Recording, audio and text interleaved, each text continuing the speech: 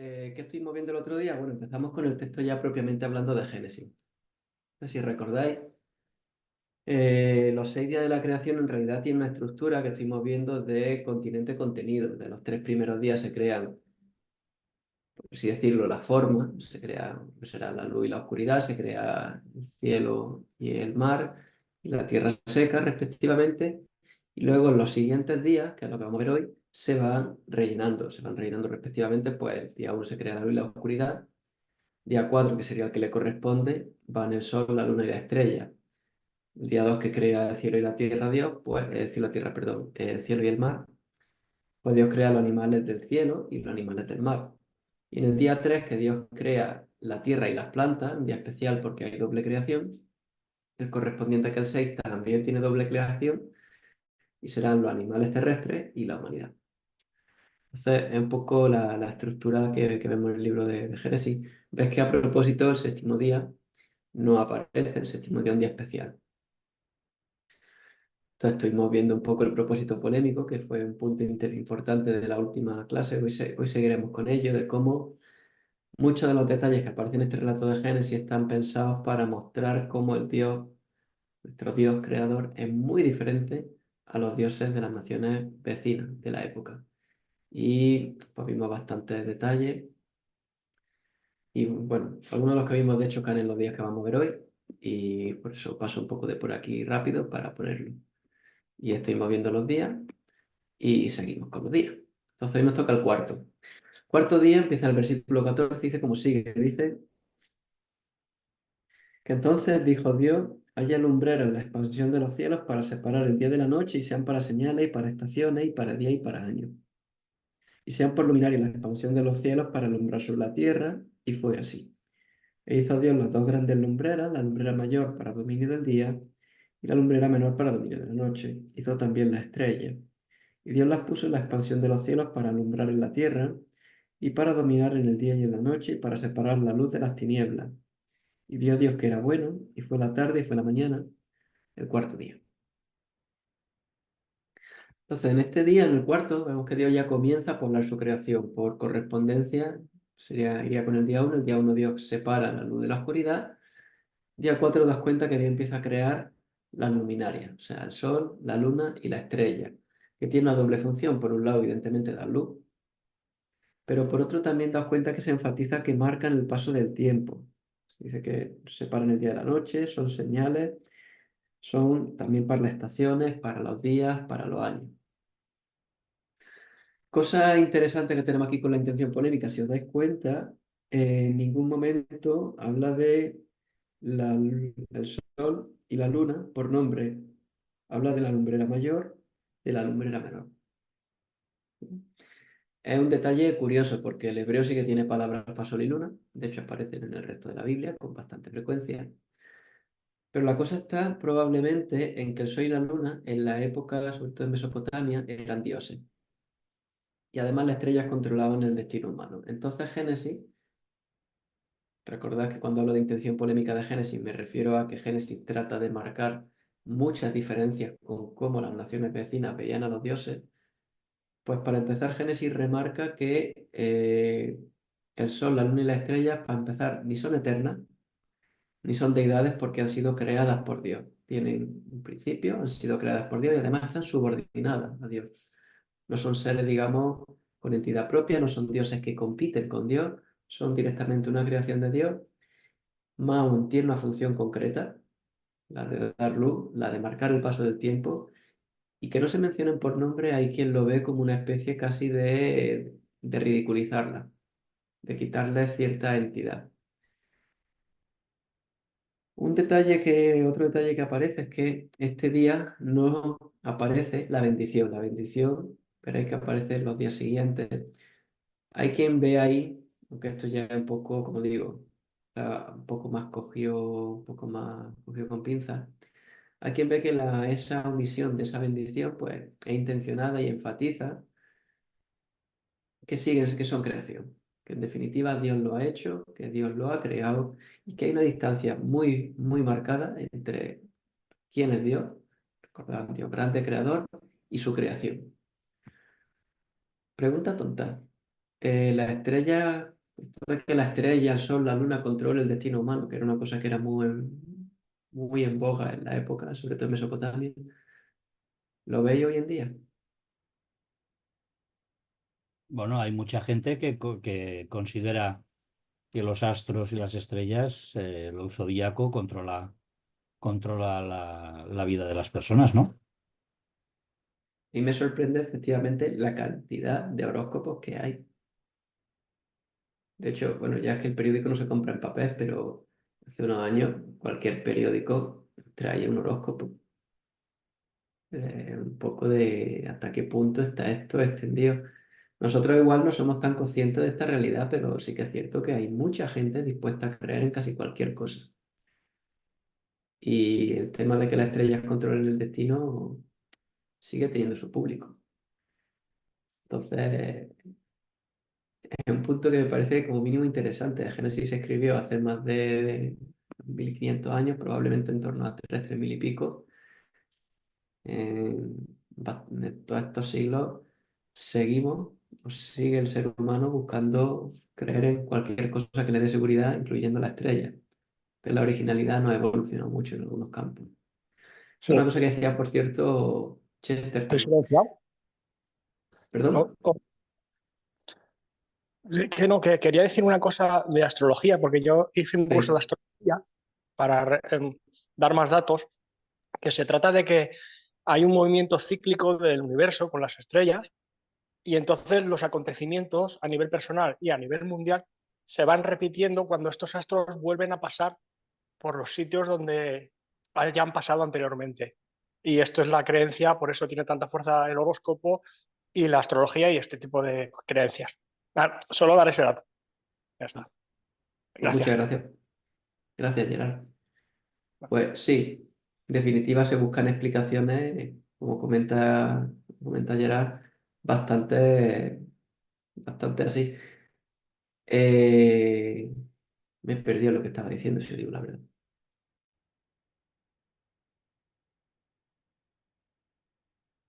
Sí, Chesterton. Chesterton es un pensador católico, pero bastante bueno. Comentaba que cuando la humanidad deja de creer en Jesús, no es que no crea en nada, es que cree en cualquier cosa. Y no me deja de ser significativo el tema de la astrología y cómo sigue en boga. De hecho, está experimentando el renacimiento últimamente y cada vez más gente que cree en estos temas. Y me viene a la mente muchas veces esa frase de que el que deja de creer en Dios, pues no es que no crea en nada, es que cree en cualquier cosa. Eso respecto al cuarto día, como digo, primer día de que Dios ya está poblando la creación, se creó el día equivalente, el día uno, la oscuridad y la luz. Día 4, sol, luna, estrella, para dar luz, para poner orden en el tiempo y, como digo, enfatizando este hecho de que sean creadas. Este hecho de enfatizar que el sol, la luna y la estrella son creadas aparece también en el próximo día. El quinto día, versículos 20 y 23, dice: Entonces dijo Dios, llénense la agua de multitudes de seres vivientes y vuelen las aves sobre la tierra en la abierta expansión de los cielos. Y creó Dios los grandes monstruos marinos y todo ser viviente que se mueve, de los cuales están llenas las aguas según su género, y toda ave según su género.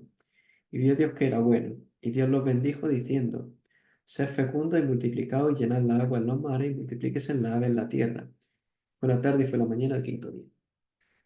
Te das cuenta que este día sería el equivalente al día de hoy, al día 2. En el día 2 Dios crea el cielo y el mar. En el día 5 Dios crea los animales del mar y los animales del cielo. Das cuenta que habla de llénense la agua de multitudes de seres vivientes, o sea, todo lo que vive en el mar, y vuelen las aves sobre la tierra, o sea, los pájaros, que son los animales que vuelan. Y das cuenta que entra en bastante detalle, versículo 24 21, sobre los monstruos marinos. Los monstruos marinos, por cierto, de nuevo, tienen una intención polémica. No son deidades, son creación. Y no son deidades porque en la época los monstruos marinos se le asignaba roles de deidad. Para empezar, se creía que existían. Como ya os comenté en la clase anterior, los israelitas eran un pueblo muy de tierra. No eran navegantes, no les gustaba el mar. De hecho, en la Biblia el mar aparece vinculado normalmente al mal. Entre otras cosas, ya doy un saltito al último capítulo de la Biblia. Es curioso que en Apocalipsis, cuando se habla del cielo nuevo y la tierra nueva, ya por ahí hay una frase que es un poco crítica, ¿no? Del mar ya no es más. Va un poco en relación con este tema que se ve a lo largo de la Biblia, de cómo el mar se suele vincular mucho con el mal, es un símbolo. Pero bueno, volviendo al capítulo 1 de Génesis. Los monstruos marinos no son deidades, son creación de Dios. Los monstruos marinos aparecen también en el libro de Job, en los Salmos y en Isaías, en este rol en el que representan fuerzas muy grandes, pero que no son rivales contra Dios. Como diría Kirchner, un comentarista, dice que en el reino de Dios puede haber rebeldes, pero no rivales.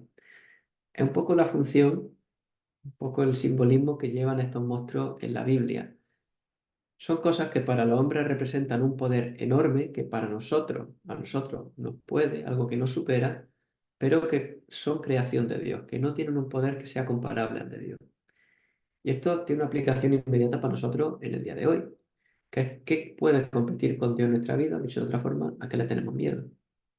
Porque nosotros igual no tememos a los monstruos marinos, pero igual sí tememos a otras cosas que pensamos que pueden competir con Dios. Ejemplos típicos que se me ocurren, el mercado laboral, por ejemplo, en la situación de vivienda, para los que tenéis una edad parecida a la mía, pues sabéis cómo está el tema del alquiler.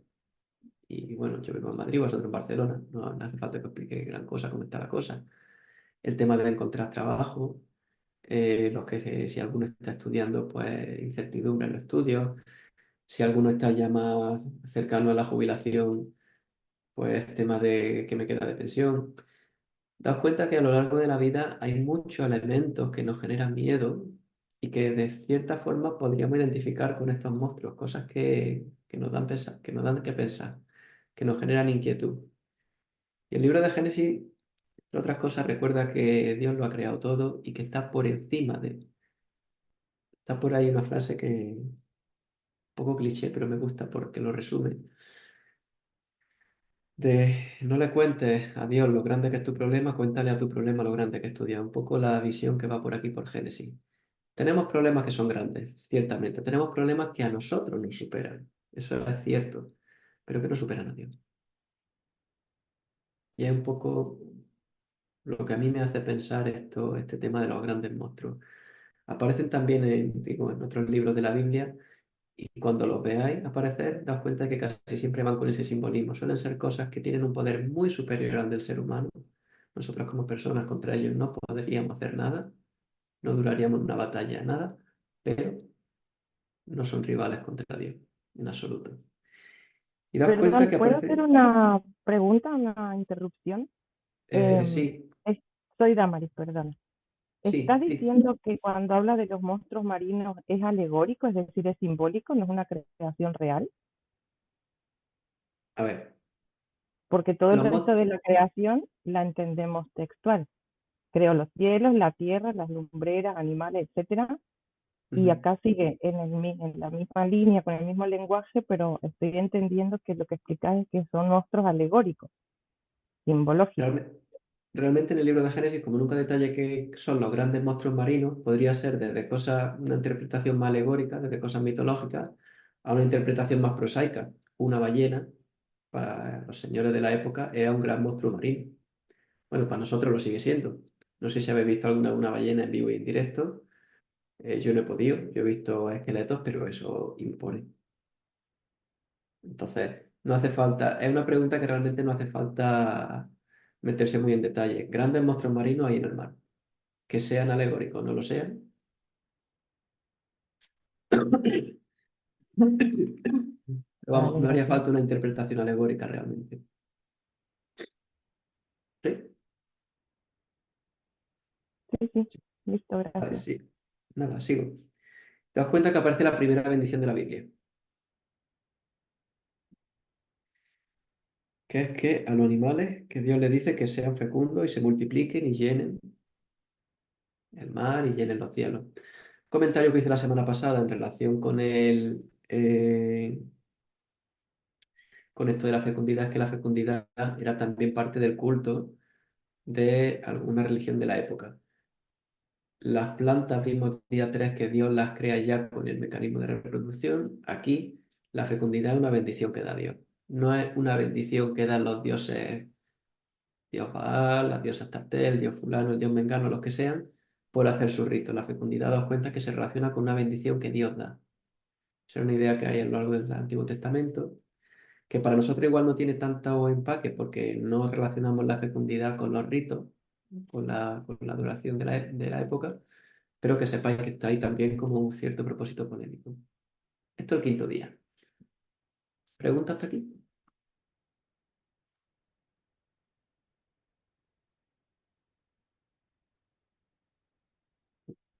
Voy a todo trapo porque realmente día 6 y día 7 la creación ya se pone bastante interesante. Día 6, fijaos, 24 al 31. Entonces dijo Dios: produzca la tierra seres vivientes según su género, ganado, reptiles y bestias de la tierra según su género, y fue así.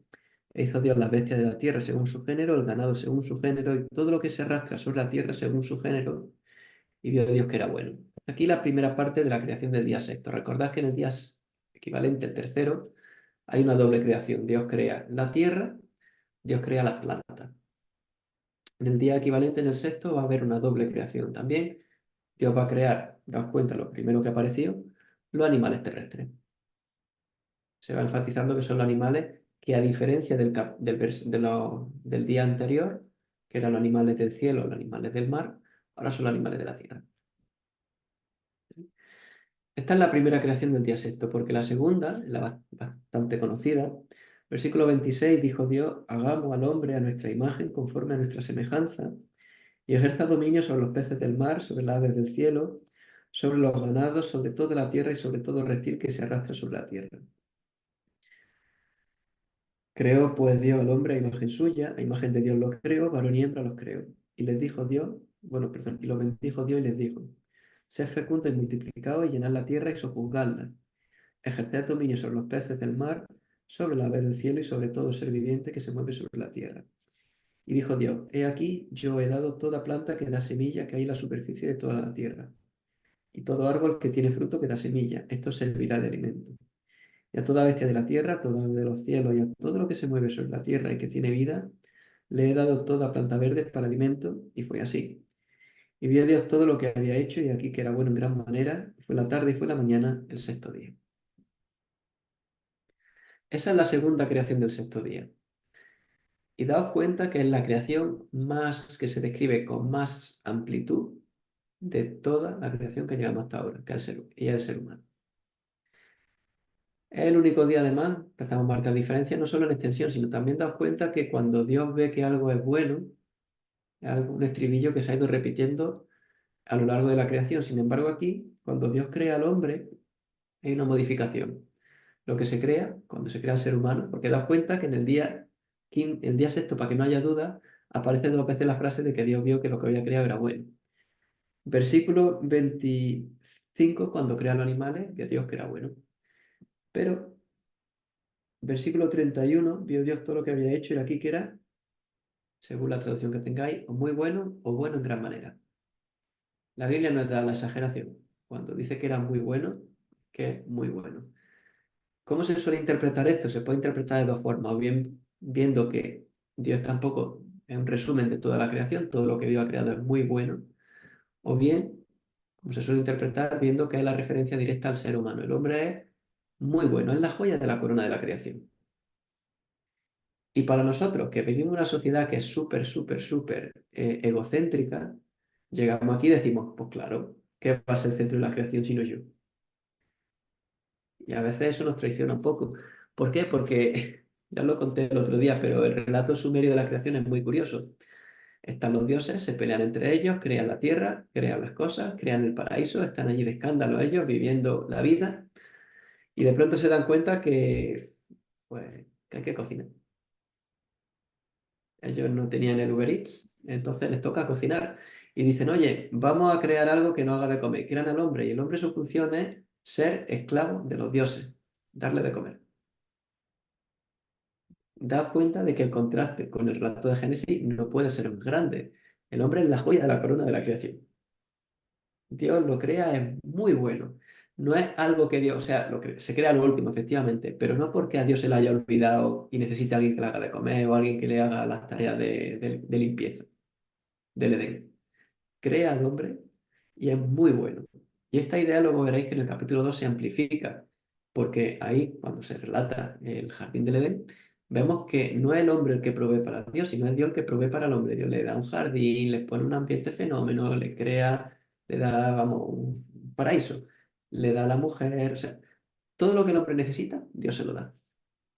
El relato aquí, si lo vemos en relación con los relatos sumerios de la época, no puede ser más tremendo de mostrar el papel de joya de la corona, de la guinda del pastel que es el hombre en la creación. Pero no es solo eso lo que vemos. Me lo habéis comentado ya, el hagamos del versículo 26. Claro, el hagamos del versículo 26, nosotros que somos cristianos llegamos y decimos, ahí está, la Trinidad, el Padre, el Hijo y el Espíritu. Que, oye, es una interpretación posible, pero no es la única. Os voy comentando este hagamos qué sentido puede tener, porque los teólogos aquí no se ponen de acuerdo. Yo os doy opciones. Una opción, basándose, esta es la que tira Gordon Wenham, un comentarista, basándose en Job 38:7, en la que se ve a Dios hablando con los ángeles en plural, pues puede ser que sea eso, Dios hablando con su corte celestial. Un poco anticipando, llamando la atención a que lo que viene ahora, fijaos lo que voy a hacer ahora. Hagamos al hombre, el que crea es Dios, pero está hablando con su corte celestial. Esa es una opción, tiene su plausibilidad. Otra menos plausible para mí es que Dios se dirija a la tierra, el hombre en definitiva surge del polvo.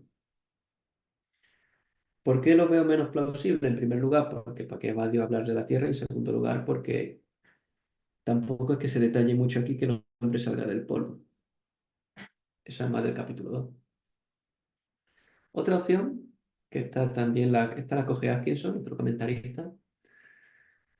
Igual que en Isaías 6:8, ¿recordáis Isaías cuando Isaías tiene la visión de Dios?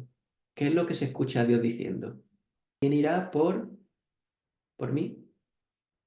No, por nosotros, ¿no? Dice, Por nosotros. También sí. aparece ahí un plural. Mm. Algunos lo identifican con el mismo tipo de plural que puede significar de nuevo o bien Dios hablándole a todos los seres que están allí alrededor suya, hablando con ellos, o bien un plural que se llama majestático. O sea, un rey puede hablar en plural. Y es un uso un poco raro del plural, pero que existe. Entonces, de ser así, lo que estaría enfatizando es que Dios es rey, la majestad de Dios. Otra opción es un plural de deliberación, que es un uso bastante más raro del plural todavía, que sería Dios hablando consigo mismo, pero si Dios habla consigo mismo es porque no habla en singular. Por eso digo que es un uso un poco raro, ¿vale? Los cristianos muchas veces vemos aquí la referencia a la Trinidad, que no digo que sea incorrecta, lo único que digo es que probablemente el escritor de Génesis no lo entendiera tan así. Al menos la Trinidad completa, porque sí que es cierto, y la opinión que a mí más me gusta, es que en el versículo 2 sí que aparece una referencia al Espíritu de Dios que se movía por el caos. Y entonces, si hagamos, puede ser que sí sea una referencia a ese Espíritu de Dios que ha estado acompañando a Dios durante toda la creación. Ventaja que tiene, no hay que salirse del texto. Ese Espíritu de Dios que aparece en el versículo 2. Hay dos comentaristas que tiran de esta opción, tanto Klein como Hamilton, pero como digo, no es que haya una opción correcta y la otra no lo sean, realmente hay variaciones que son muy buenas. Simplemente que veáis, que sepáis que hay opciones. En ese hagamos, puede ser la Trinidad.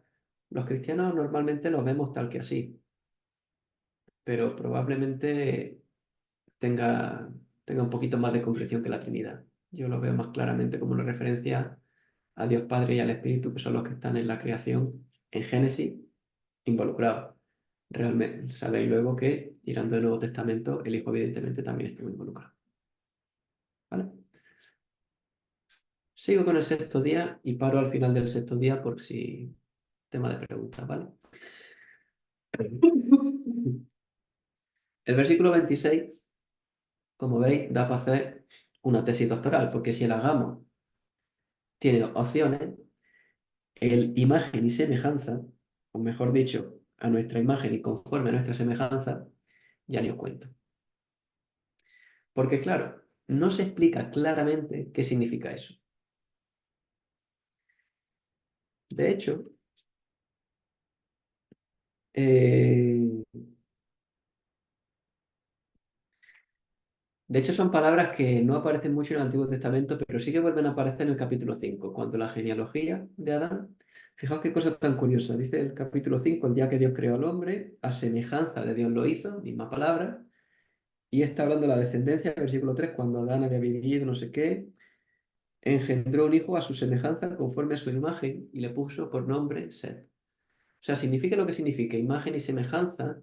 Desde luego, el contexto más cercano que tenemos, el capítulo 5, es el de padre con hijo. O sea, algo que digamos, ¿en qué se parece un padre a un hijo? Pues un poco lo que entre por ahí podrían ser opciones para imagen y semejanza. Opciones que se han puesto, ¿qué cosas comparte? Porque das cuenta que imagen y semejanza, siguiendo el uso de luego del padre y el hijo, es algo que en la creación solamente tiene el hombre. O sea, el hombre comparte con Dios algo que el resto de la creación no comparte. Un padre con el hijo. ¿Qué cosas podrían ser? Mira, una opinión muy extendida, de hecho creo que por ejemplo un exponente típico de esta opción era San Agustín, eran las facultades mentales o espirituales. ¿Cuál? Pues hay quien dice que la conciencia, hay quien dice que el alma, hay quien dice que la razón, hay quien dice que la capacidad de sentir, las emociones, la capacidad volitiva, la capacidad de razonar, la capacidad de plantearse cosas, la capacidad moral. O sea, cualquier facultad mental, espiritual o combinación de se suelen usar para hablar de imagen y semejanza. Eh, Peligro que yo le veo a esto. Mira, el peligro que yo le veo no es que sean incorrectas necesariamente. Es que normalmente quien enfatiza alguna de estas facultades la enfatiza a expensas de otra y eso genera desequilibrio. Os pongo un ejemplo. Si yo entiendo que yo soy una persona muy analítica, entiendo que la facultad que está destacando aquí, que lo que no hace humano es la razón, puedo estar poniendo la razón por encima de las emociones. Eso encaja con mi personalidad, ¿eh? Pero una persona que sea muy emocional, pues lo puede estar destrozando. Me das cuenta de que ese es un poco el peligro latente de qué facultad es o cuáles forman parte de y cuáles no, por lo tanto, de esta imagen y semejanza. Y das cuenta que el texto de Génesis no lo aclara. Entonces eso es un pequeño problema. Y aunque es una opción que, como digo, es posible, sí que os advierto contra el peligro de enfatizar una cosa a expensas de otra. La Biblia, cuando Dios nos crea, el resto de la Biblia vemos que Dios nos crea con todas nuestras facultades y amaremos a Dios, como dijo Jesús, no solo con nuestra cabeza, nuestra voluntad, nuestras emociones, con todo nuestro ser. En ese sentido hay que tener cierto cuidado de aproximarse o sea, el peligro de esta opción, aunque tiene sus méritos, como digo, es el de enfatizar una sobre otra, a expensas de otra. Eso es un poco el peligro y el riesgo que hay que tener cuidado. Otra interpretación es hablar de la capacidad de relacionarse con Dios. El ser humano realmente en la creación es el único ser que vemos que se relaciona con Dios. En el relato del capítulo 2, capítulo 3, vemos al hombre hablando con Dios, Dios hablando con el hombre, vemos a Dios paseando y hablando con el hombre. Esa relación con Dios es una alternativa muy sugerente y para mí, bastante válida. Porque esa capacidad de relacionarse con Dios es algo que es típicamente humano. Y eso sí que es cierto que tiene bastante apoyo. Y una tercera opción, que probablemente sea en el contexto la que más fuerza tiene y que está muy relacionada con esta, es mirar, en la literatura de la época, se han encontrado ejemplos de que se menciona que el rey, el gobernador, era la imagen de Dios. Se usa esa palabra, esa frase, mejor dicho, la imagen de Dios. ¿En qué sentido? En el sentido de que el rey, en las teocracias de la época, era el representante de Dios en la tierra. O sea, la monarquía tenía derecho divino, el rey era rey porque los dioses lo habían querido así. Te das cuenta que si tiramos de este contexto, tiene implicaciones bastante interesantes. La primera es que Dios es el hombre, perdón, el representante de Dios en la tierra. Ya eso nos pone un poco en contraposición al resto de la creación, da una responsabilidad al hombre y encaja muy bien con el mandato que hay después, que es fructificado y sojuzgar la tierra. Esa sería la tarea, digamos, propia de un rey. Das cuenta que también habla mucho de dignidad, porque si esta imagen es correcta, das cuenta que en la época se usaba para para legitimar la monarquía, y un rey era, digamos, la imagen de Dios y todos sus súbditos no. O sea, había una humanidad a dos clases. Estaban los dioses, estaba el rey que estaba un poco ahí a media y estaban los demás mortales. De ser así, daos cuenta de que Génesis le da una dignidad tremenda a todos los seres humanos, porque todos somos a imagen y semejanza de Dios. Entonces, definitiva, entendamos cómo entendamos estos versículos, la pregunta que va de fondo y que es muy importante es que ¿qué significa ser plenamente humano? ¿Qué nos hace humanos? Y es una pregunta que tiene muchas ramificaciones porque habla de cuál es nuestra dignidad, por qué somos humanos. Os pongo un ejemplo muy tonto, pero para que veáis un poco ramificaciones. Una persona con discapacidad es plenamente humana, ¿no? Todo el mundo está ya sintiéndome con la cabeza diciéndome que evidentemente sí, es un ejemplo bastante obvio. No tiene por qué. Había un momento en la historia de la humanidad donde la dignidad humana estaba vinculada a la capacidad de razonar. Y claro, una persona discapacitada mental que no tiene las mismas capacidades de razonamiento que podamos tener nosotros, bajo esa perspectiva es menos humana. ¿Te das cuenta que el cristianismo aquí tiene una solidez tremenda? Nuestra dignidad viene de ser criaturas de Dios, no viene de tus capacidades, no viene de tu contribución a la sociedad. Es una visión pragmática que ahora se estila mucho. No viene, no- digo lo de tu aportación a la sociedad porque veo cierto utilitarismo en nuestra sociedad, ¿no? De que las personas, sobre todo lo veo con los mayores. Las personas mayores, pues a ver si se mueren pronto porque total, lo único que hacen es chupar las pensiones y no contribuyen. Una visión terrible, terrible, porque está relacionando las cuentas, la dignidad humana, con la capacidad para trabajar. De paso, eso sirve también para marginalizar un poco a personas discapacitadas que por lo que sea no pueden trabajar o necesitan unos trabajos adaptados. Te das cuenta que son temas muy de actualidad y que la pregunta que va por detrás es ¿qué nos hace humanos? Es la dignidad humana, ¿de dónde viene? El cristianismo tiene una respuesta muy sencilla. Te hace digno el ser humano. Simplemente el hecho de ser criatura de Dios. No va en tus capacidades, no va en lo que puedas contribuir, no va, nada. Es porque eres una criatura de Dios. Y esta idea para nosotros la tenemos muy interiorizada. Pensamos que es muy natural, pero no, tiene su aquel, tiene su aquel. De hecho, esta es una de las grandes contribuciones del cristianismo a, por ejemplo, la Carta de los Derechos Humanos. Los derechos humanos como tal no tiene otro fundamento que no sea el cristianismo. Y esta dignidad del ser humano como criatura de Dios. Si se trata de buscar la dignidad en otro punto, pues siempre nos conduce a tener humanos de primera y humanos de segunda. Gente digna y gente menos digna. Y es un punto bastante radical y que por desgracia en nuestra sociedad, como se está decristianizando bueno, no de poco a poco, de mucho a mucho, estas preguntas están surgiendo. ¿Qué hace una persona digna? Y veremos ver por dónde van las cosas, pero en el futuro yo preveo, no soy muy buen laborero, pero preveo que sean temas que sigan teniendo su importancia. Nosotros tenemos claro que todos somos igualmente valiosos ante Dios. Y es una idea que cada vez es más radical en la sociedad que nos rodea. Eso en cuanto a la imagen y semejanza. Luego, ¿para qué crea Dios al hombre? Dios especifica por qué crea al hombre. Tiene un propósito, fructificar. Es una cosa que veremos en el resto del Génesis. El hombre fructificando, multiplicándose. De hecho, en los siguientes capítulos de Génesis, la genealogía, entre otras cosas, nos muestran cómo este propósito de Dios se cumple. El hombre efectivamente se multiplica. También está ejercer dominio. Este ya queda feo. Queda feo porque cualquier conversación sobre ejercer dominio en la sociedad actual es un tema espinoso y con razón. ¿Por qué? Porque hay muchos ejemplos muy dolorosos de cómo el dominio se ha ejercido para mal.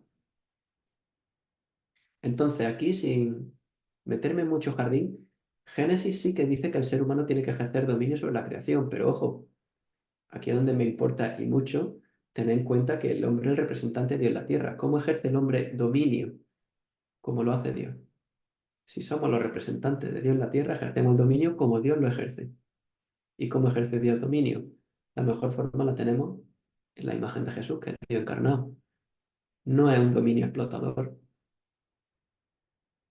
no busca, no busca marginalizar, no busca una tiranía, no busca una imposición que elimine al disidente, digamos. Eso Jesús es nuestro ejemplo, pero efectivamente tenemos una responsabilidad y con eso hay que tener cierto cuidado. ¿Por qué? Porque desde el mismo inicio de la creación, Dios le deja al hombre una responsabilidad, la de fructificar y la de ejercer dominio. Y una aplicación inmediata de lo de ejercer dominio es el tema del ecologismo. En el ecologismo la Iglesia, hay que decirlo, históricamente llegó un poquito tarde, pero el cuidar de la creación es parte del mandato de Génesis. Entonces, un poco respondiendo a la pregunta que ha hecho Benjamín antes, tiene su importancia, tiene su importancia.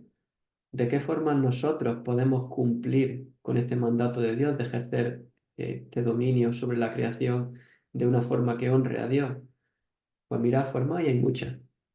Y me gusta el hecho de que hay gente dentro de la iglesia empezando a plantearse estos temas. Por mencionar un ejemplo simplemente, me gustan mucho los libros, ¿vale? Entonces os recomendaré, durante el estudio os recomendaré el libro a porrón.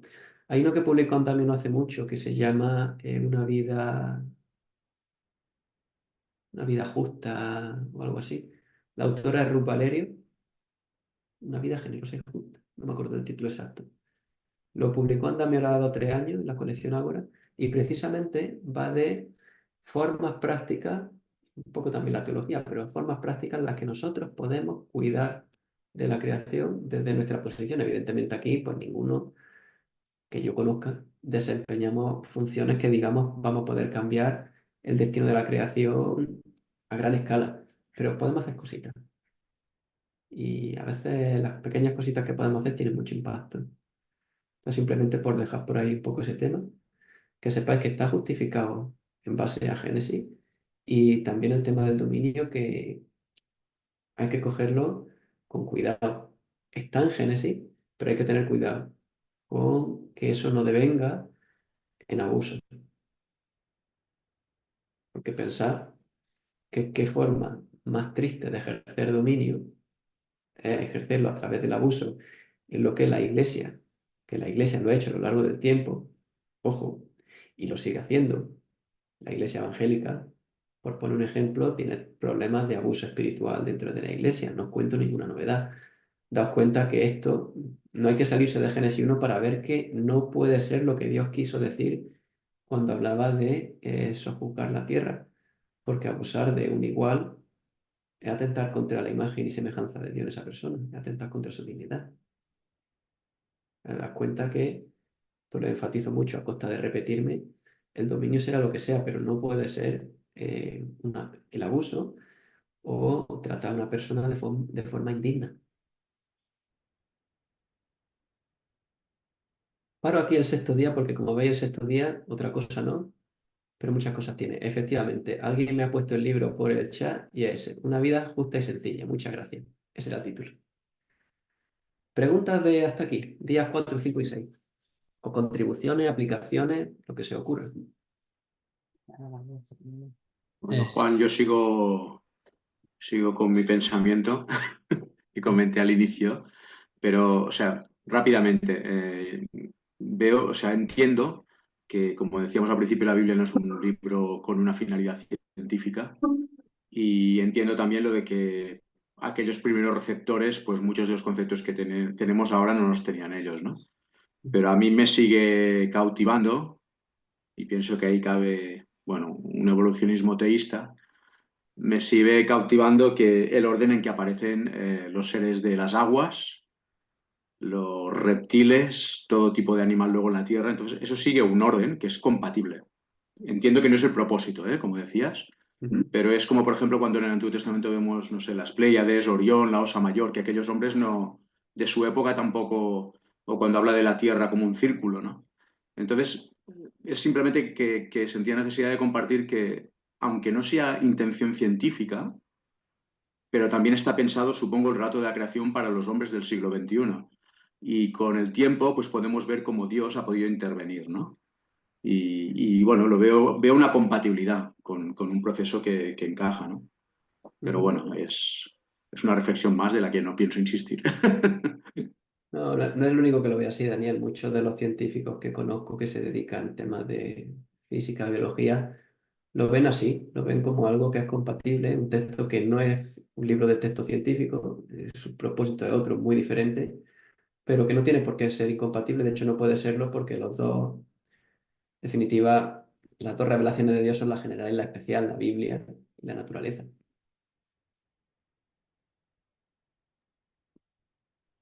Yo tengo otro comentario. Tiene que ver con el concepto trinitario en la creación. Eh, Cuando vamos al Evangelio de Juan, que ya la semana pasada ya fuimos a parar allí, al principio del Evangelio, dice que en el principio era el verbo estaba con Dios, el verbo era Dios. Todas las cosas por él fueron hechas y nada, bueno, y no hay nada de lo que fue hecho que fuese hecho sin él, ¿no? Hemos dicho que la figura de Dios Padre Creador está muy clara y el espíritu se mueve y tú mismo has comentado, ¿no? Que acompaña a esa obra creadora. Pero yo, yo creo ver claramente también al Hijo obrando en la creación, basándonos en ese texto del Evangelio de Juan, porque si el Hijo es la expresión de Dios, si es el verbo de Dios, si es la manera en que Dios se revela, cada vez que encontramos en el relato del Génesis de una manera seguramente para que se entienda o porque así lo ha querido revelar Dios, pero encontramos ahí a Dios obrando, creando a través del verbo, a través de la palabra. Siempre obra a través de, y dijo Dios, fue la luz, y sea la luz, fue la luz. Y solo en el momento en el que crea al hombre hay una creación diferente, ¿no? Hay una creación especial. Por lo tanto, bueno, es mi visión de esta intervención de las tres personas de la Trinidad en la creación, el Padre creando, el Espíritu acompañando y el Hijo como expresión precisamente de esta creación de Dios, ¿no? Sea la luz y la luz fue. O sea, Dios creó a través del Verbo. Esa es mi visión, una aportación que quizá tiene sentido o quizá no lo tiene, ¿eh? Pero ahí está. El sentido tiene bastante porque evidentemente a la luz del Nuevo Testamento sabemos que la Trinidad como tal estuvo involucrada en la creación entera. O sea, los tres, Padre, Hijo y Espíritu Santo. La pregunta, o sea, mi cuestión realmente es, ¿ese hagamos en Génesis 1 involucra necesariamente al Hijo? No, no, no, eso es otra cosa, ¿eh? Yo me Claro, refería ese es mi al punto. relato de la creación, ¿eh? Me refería yo Ujú. a la intervención de las tres personas de la Trinidad. No entraba Sí, sí, en el concepto del hagamos. sí, justo. Las tres personas de Perdón, la Trinidad están involucradas en la creación, eso sin ninguna duda. yo creo que sí que en el hagamos, soy Damaris otra vez, en el hagamos está el Hijo, porque es la acción creadora y todo lo demás es creado. Entonces, a todo lo demás con lo que en teoría podría estar hablando Dios, no tiene la capacidad de participar en la creación, solo como algo creado, no como creador. Entonces, creo que en el hagamos, de hacer, sí que lo involucra y entiendo que está ahí el Hijo, como dice Benjamín, en Juan lo vemos cuando dice el verbo y cuando lo primero que dice en Génesis es que Dios crea por la palabra, y también porque son las primeras palabras de Génesis y Jesús son las primicias. Entonces también a lo largo de la Biblia vemos incluso la parte de literaria que Jesús es lo primero. Y con el Dani también coincido en que la evidencia científica de hoy en día respalda cosas que vemos y que muchas veces se nos han enseñado como que no son bíblicas, pero que caben en eso, caben en esos tiempos del Señor que no son los mismos que los nuestros, caben en las evidencias científicas. Y yo tuve la oportunidad de conocer a un chico que trabajaba en el, ¿cómo se llama el sitio este? En el acelerador de partículas que hay acá y estudiamos juntos en IPSTE, y él me decía que justamente muchos científicos de diferentes ramas, desde geología y otro tipo de ciencias, se habían convertido, tenían inquietudes con el Señor, era justamente porque practicando ciencias que nosotros ni siquiera entendemos, ellos podían entender pasajes de Génesis. Incluso el tema del Big Bang, que científicamente nos lo explicó y yo no lo podía ahora desarrollar, empieza unos segundos después, o sea, ellos en sus cuentas no pueden llegar a cero. Hay unos segundos antes de empezar esa cuenta en la que no pueden explicarlo, y hay un tiempo y hay un espacio en el que cabe toda esta historia que leemos en Génesis. Entonces, para mí, si bien, pues incluso nosotros, con todas las modernidades, hay un montón de cosas que no podemos entender, eh, la ciencia hoy en día, hay grandes eruditos que lo entienden, ven cómo la Biblia, escrita tantos miles de años antes, era evidencia de descubrimientos posteriores. Entonces, a mí no me choca la ciencia con Génesis, sino que me muestra cómo realmente hay una mente inteligente que ha dado posibilidad a todos los avances. Lo que vengo diciendo, si los cristianos con esto realmente el problema tendríamos que tener el menor de ellos, porque Dios, el mismo Dios que está detrás de la Biblia, que está detrás de la física. Así que, Exacto. Sí, sí. pues nada, seguimos con el séptimo día, que si no se me va. Mira, el problema de la creación es que normalmente nos quedamos en el sexto y decimos, ¡hala, se ha acabado! Y se nos olvida que el relato de la creación prosigue en el capítulo 2. El que dividió la Biblia, sabéis que la Biblia no venía con los versículos divididos, eso no era parte de la inspiración, los dividieron en la Edad Media. Y algunas divisiones de capítulos, la verdad, no salieron muy bien. Y la de Génesis capítulo 1 es de esa. Porque de parte el capítulo 2 empieza donde no debería empezar después. ¿Por qué? Porque fijaos el capítulo 2, dice, así fueron acabados los cielos y la tierra y todas sus huestes. En el séptimo día completó Dios la obra que había hecho y reposó en el día séptimo de toda la obra que había hecho, y bendijo Dios el séptimo día y lo santificó, porque en él reposó de toda la obra que él había creado y hecho. Los versículos son hasta repetitivos. No sé si habéis dado cuenta, pero que Dios reposó. Y reposó, y reposó. Y lo repito unas cuantas veces para que lo entiendan, que reposó.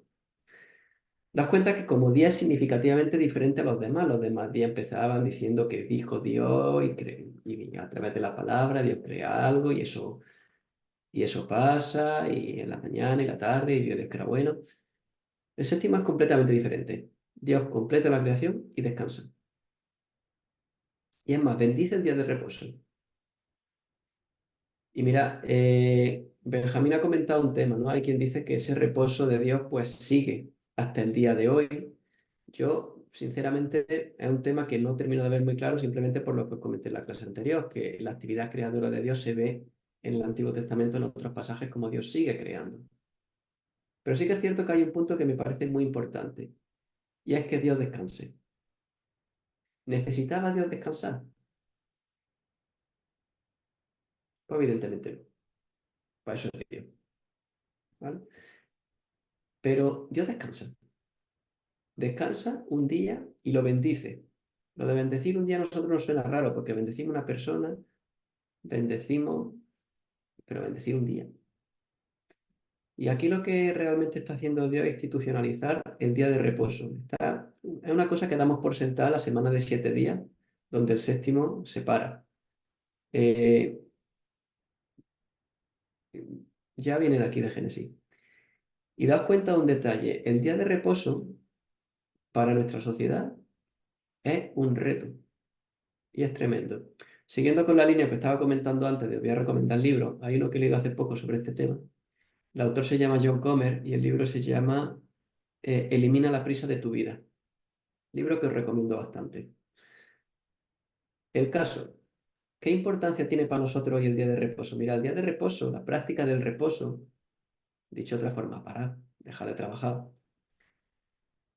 Para nuestra sociedad es un reto. ¿Por qué? Lo primero porque somos una sociedad hiperconectada. Tenemos móviles, tenemos notificaciones a cada rato. Los que tenéis la desgracia como yo de tener correo del trabajo o entra correo a toda hora, es difícil desconectar. La sociedad además es productiva. Ya os lo he dejado ver antes, ¿no? De que un poco tanto haces, tanto vale. Parafraseando a Descartes sería un hago, luego existo. Y el valor es estar ocupado. Eres una persona importante si está ocupado. No sé si va a pasar alguna vez, me da coraje eso. Me da coraje en mí mismo cuando lo hago. De que vas a quedar con alguien y es como saca la agenda, espérate a ver cuando no estoy ocupado. Es como, tenemos tantas cosas por hacer a veces que uno se plantea si no está dejando de lado lo importante por lo urgente. También tenemos una sociedad que está bastante controlada, yo tengo que hacerlo todo. En el trabajo parece que tú eres, no sé si os pasa a vosotros, a mí me pasa, todo lo tienes que hacer tú y todo pasa por ti. Y parece que si tú faltas se cae el mundo. Mirad, tenemos limitaciones y tenemos que asumirlas. La realidad, somos criaturas creados por Dios, no somos superhombres, eh, tenemos limitaciones, necesitamos descansar. Y no creo que no tenemos que verlo. Para mí ha sido un poco revelador una cosa que voy a decir, que vaya a decir que tontería, pero me ha costado verla. Descansar es necesario y es una bendición realmente. O sea, que Dios institucionalice el descanso es una bendición. Yo lo veo como una bendición. Porque es un recordatorio de que necesitamos descanso, de que tenemos que parar de vez en cuando, de que el reino de Dios sigue un ritmo que no necesariamente el de nuestra sociedad que va a todo trapo. Os he puesto ahí dos siglas, FOMO y HOMO, son del inglés. FOMO es un fenómeno que se está dando, que es el Fear of Missing Out, que consiste en la dependencia, se ve por ejemplo en ese impulso que te da a estar mirando cada rato el móvil a ver si me perdí alguna notificación. Ese miedo de perderse algo. Pues hay gente que está haciendo lo contrario, lo que es el JOMO, el Joy of Missing Out, que consiste en decir, vamos a tomar, identificando, esto viene de los que tienen un problema en serio con el móvil y están estos días pegadicos. Hay gente que está llegando a coger móviles del año Catapum, de estos móviles que sirven para llamar y ya. Y lo usan algunos días por semana, concretamente el fin de semana, dicen que es liberador, esa sensación de y se dan cuenta de el impulso a estar mirando y cómo se pasa mucho tiempo. O sea, hay muchas cosas por aquí. Yo pienso que es un día que hay que tener, o sea, el día de reposo pienso que es algo que a nosotros no habla mucho, porque Dios mismo Todopoderoso, que no tenía que descansar, descansó. Por tanto, cuanto más yo que soy limitado, finito y que me canso, tendré que descansar. Para más Inri, me di cuenta, leyendo el libro que os comenté, en los 10 mandamientos, ¿cuál es la única disciplina espiritual que aparece?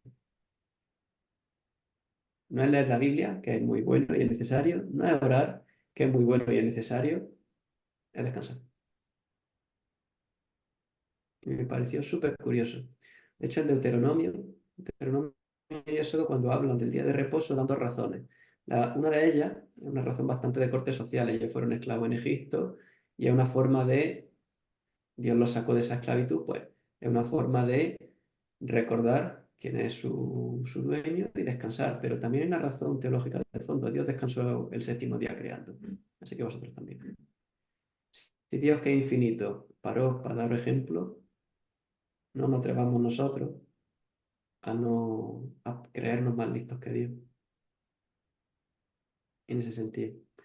Esto respecto al séptimo día. Y como se me ha hecho la hora encima por no ser novedad, voy para adelante, ¿vale? Dos puntillos finales, ¿vale? El primero es la visión de Dios. Mira, como cierre al capítulo 1, realmente un tema que destaca, que ya os fui destacando la semana pasada y lo he destacado menos, pero porque ya la semana pasada lo destaqué por activa y por pasiva, es la visión de Dios. Génesis nos presenta un Dios que es único, no tiene competidor, crea con su palabra, hace cosas que nadie más hace, no tiene absolutamente ninguna competencia. De hecho, los dioses de la época se enfatiza que son cosas creadas por Dios y por tanto un nivel por debajo. Es Dios el que le pone límite a su creación, al mar, a los monstruos marinos, a cualquier cosa. Y este Dios grande, trascendente, diferente a nosotros, a la vez, es el que hace que el hombre sea la joya de la corona. Y ya ahí tenemos dos hilos que van a seguir a lo largo de toda la Biblia. Tenemos un Dios que es tremendo y como muestra de esa grandeza, encima se interesa por nosotros.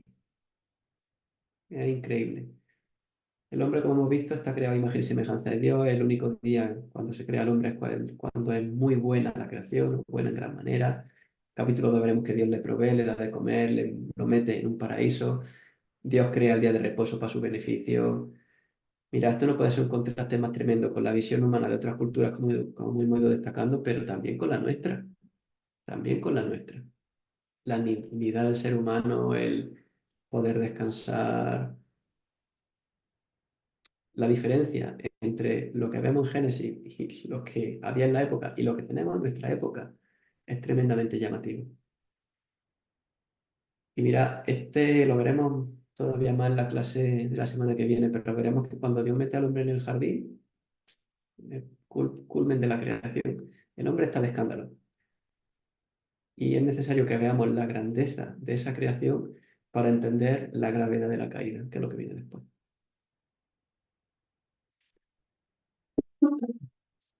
Otro tema, el tema de los días, que ya lo comenté en la clase anterior, entonces hoy paso de largo, que es que, bueno, que son días de 24 horas, no lo son, ya os comenté que hay quien dice que son de 24 horas, que es el uso normal de la palabra, eso, problemas que no encaja con la teoría científica, ¿vale? Días como periodos más largos, tiene cierto apoyo bíblico, pero también crea algunos problemas, ¿vale? La referencia a la tarde y la mañana, ¿qué sentido tiene hablar de tarde y mañana si el día no es un periodo de 24 horas? O que se cree las plantas antes que el sol, día 3 y 4 respectivamente. Y la que yo os he presentado, que pienso que tiene más sentido, que es la literaria. El día no es tanto un día literal de 24 horas, sino una forma de establecer cómo Dios va creando y vais viendo que hay un orden entre los días que Dios crea, digamos, la forma y los días que Dios da contenido. Y es sobre todo enfatizando el tema polémico que hemos estado viendo, ¿vale? Esta es una posición bastante frecuente, también os lo comento, no es minoritaria, de hecho creo que a día de hoy es la mayoritaria. Dicho lo cual, capítulo 1, bueno, capítulo 1 en principio del 2. ¿Alguna pregunta, duda, cuestión? En segunda de Pedro 3:8 nos habla de que dice, pero amados, no ignoréis esto, que para el Señor un día es como 1000 años como un día. Entonces aquí, hablando de esto del día, podría ser también interesante pues que pudieran ser la creación 6000 años a lo mejor, y entonces en ese tiempo pues se podría haber hecho todo este tipo de dinosaurios, este tipo de cosas así, pues en ese tiempo, que no fuera un día de 24 horas, sino un periodo de creación y adaptación al medio, como de ensayo, prueba, no sé, al menos yo pienso que como no es tan específico, hablando así tan como científico, pues a lo mejor deja cabida pensar algo así, ¿no? Como que podría ser un periodo de adaptación mucho más largo de esas 24 horas. Sí, es el segundo que he comentado, los días como periodos de más de 24 horas. El versículo de segunda de Pedro es una, el Salmo 90 va exactamente por las mismas. Pero, como digo, es una posible opción, pero también tiene sus problemas. Entonces, simplemente que sepáis que están y existen. Luego, evidentemente, hay gente. Los 11 primeros capítulos de Génesis han dado para mucho. Hay mucha gente tratando de hacer teorías muy elaboradas respecto a cómo encajar los dos, o sea, los días con la teoría científica y demás. Yo, como digo, mi objetivo más que nada es, primero, tengo un tiempo limitado para explicar Génesis, y mi objetivo es más explicar Génesis desde el punto de vista más teológico, o sea, qué dice el texto. Esto se sale un poco de eso y entiendo que tenga interés, pero vamos, ahí lo que os recomiendo es que tiráis de libros especializados y veáis lo que la gente piensa, que de esto hay. Si necesitáis, me decís, yo busco alguno, aunque casi todo lo que conozco está en inglés. Pero vamos, hay bastante.